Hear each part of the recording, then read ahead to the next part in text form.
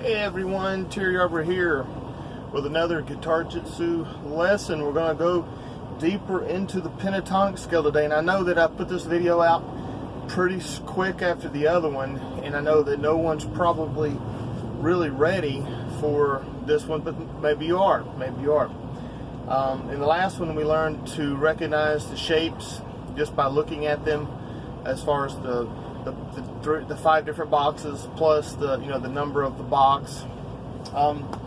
Today I'm going to actually show you something that you're going to be able to use to improvise with all over the fretboard. And sorry for the lighting, I still don't have any lighting, so I look like I'm in some sort of a scary movie or something. I'm going to show you what I call the minor pentatonic mini scale. And, the pentatonic scale is 5 notes.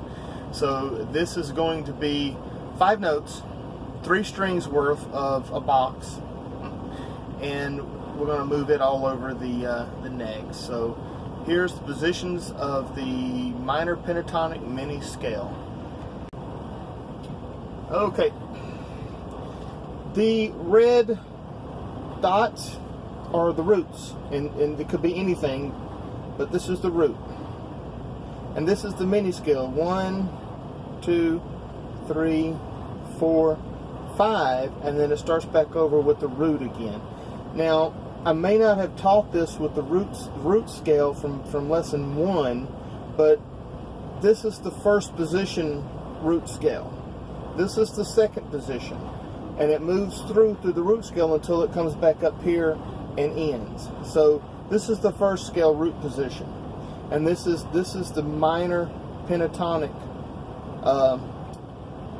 mini scale. So it's a complete pentatonic scale. So once you learn this, and this is really easy, you should get this pretty quick actually. You'll be able to get the minor pentatonic sound all over your fretboard. So you need to diagram this out in your journal and play it. It's really easy.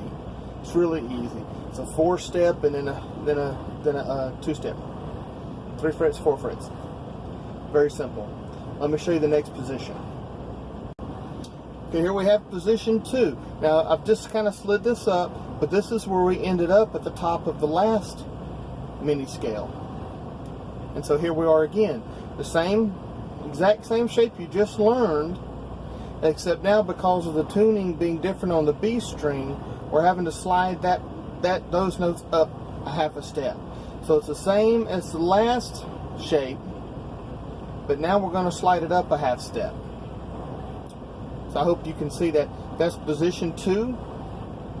Need to diagram that out. This is the position 2 of the root scale, and that's what we're basing this off of. Okay, here's position 3. It's based off the 3rd position of the root scale. Now you notice we don't have all of the mini scale here because we run out of room. But that's okay. This is just a temporary step that we're taking in order to master the pentatonic scale all over the neck. So this is all you can have room to play in this 3rd position for now. So there's that one. You want to diagram it out and write it down. Okay, here's the 4th position. Now this is identical to the 1st position one. It's just up on the next string. Here's our 4th position of the root scale, and here's our minor pentatonic mini scale. Same thing, just up a string. But now we're basing it off of the 4th position of the root scale. It's very repetitive and very easy to remember actually. If you know your root scale, this will be very easy for you. If you don't know your root scale, it means you hadn't went through the course lesson by lesson. If you don't know your root scale, this could be confusing. But anyway, let's go to the next. Okay, here's position 5. It's based off the 5th position of the root scale, and again we have everything slid up because of the B string. It changes things. So there's the top of what would be box 5. But there's the mini scale from the 5th position. And here we arrive back at the top position, or the first position again, here and only room we have to play our mini scale is just a 1 string. But that's fine, because you drop right down here to the bottom, and you've got the whole thing again. So there you go. There you go. Nearly got a whole box right there. So all 6 positions of the, all 5 positions of the root scale covered. 6 if you count this one as a separate position, whatever you want to do. But there you go. So I'm going to show you what this looks like over the whole fretboard. Okay. I didn't make it. I need to put the last position 1 back over here. I didn't have room on the end. But you get an idea that you've got a great deal of fretboard here that you can play with on all these positions if you learn them.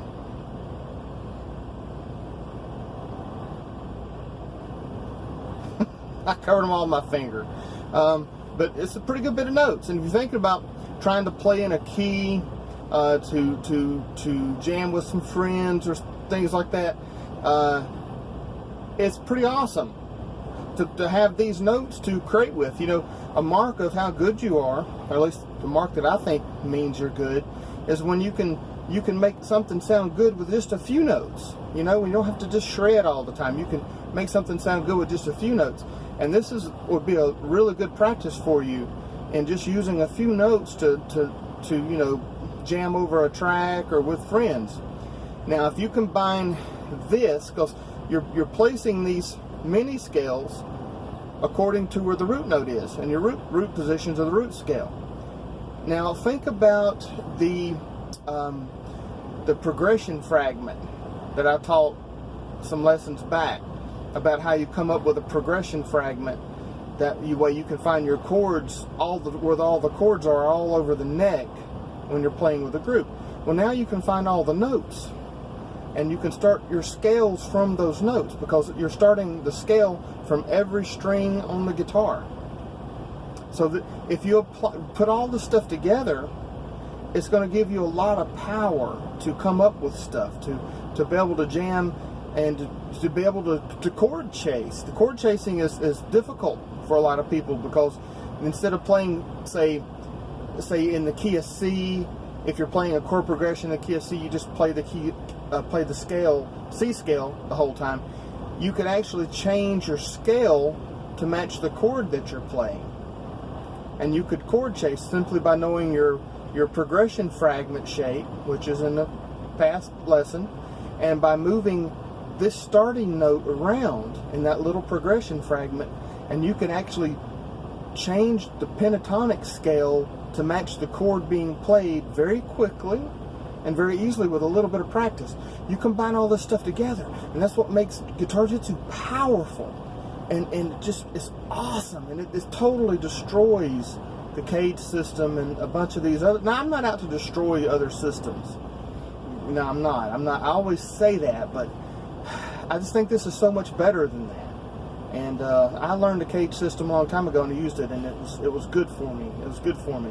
But I think this is superior. And you put this with the progression fragments and all that, and the fact that everywhere you're at playing this scale now, you can make a minor chord or a major chord from this root.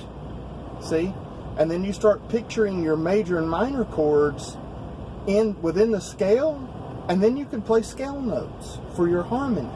And then you can shred this stuff and play your scale notes, because you can see play your chord tones, because you can see the chords that you would build from this root or from this root, and then you can play those chord tones to build your melody lines. Some advanced concepts that some people never get to. You know, they just run scales all the time because it's too hard. It's not too hard with Guitarjitsu. So I'm going to get my guitar out, and I'm going to show you a little bit of this if I can, and we'll turn you loose until the next lesson when we wrap this up. May do 2 more lessons on this, actually, I'm thinking. Anyway, be back in a second. Okay, I don't know how this is going to come across in the truck, but maybe you can get something out of it. I don't know. Let's see. I don't want to show the dead bodies in here. My dead body. Let's see. Okay, so first position, let's see it being a G. Second position, root scale.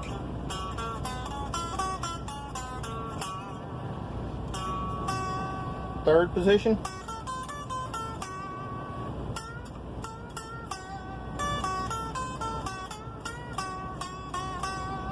And that's third position. Fourth position, root scale.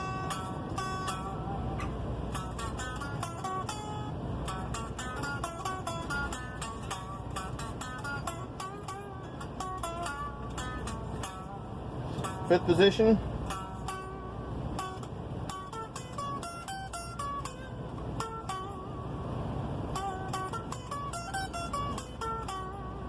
And back at the top.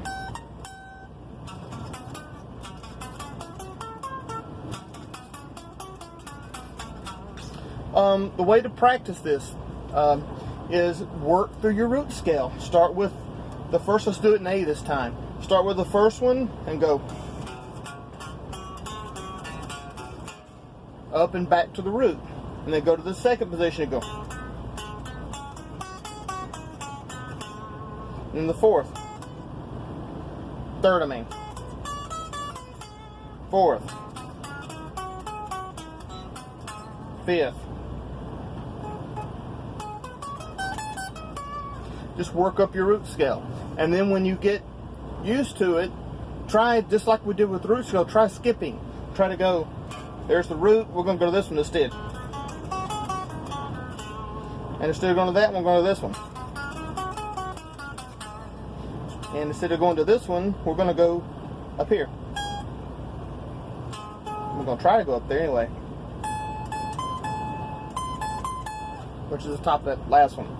So, just try jumping around, backward and forward, jump around. You know, your like in G, you want to go your upper fretboard.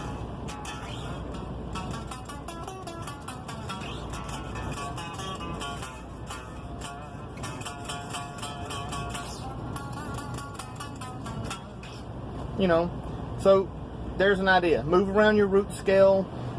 You can make your chords.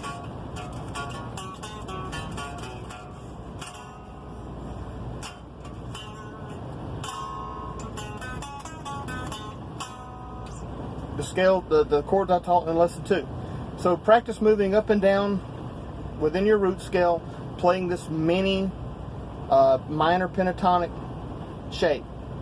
And in the next lesson, we're going to include the full box in each position, and you should have pretty much good control over the pentatonic scale. And then maybe I'll do one more showing variations on the pentatonic scale. That's why people say the pentatonic scale is so powerful.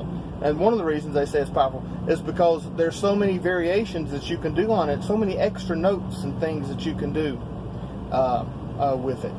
So I'll show some of that stuff that I've learned anyway in that lesson after next. So anyway, like, subscribe, tell your friends, grow the channel. I don't know, just help me spread this around to anyone that you think's interested in learning this level of guitar playing.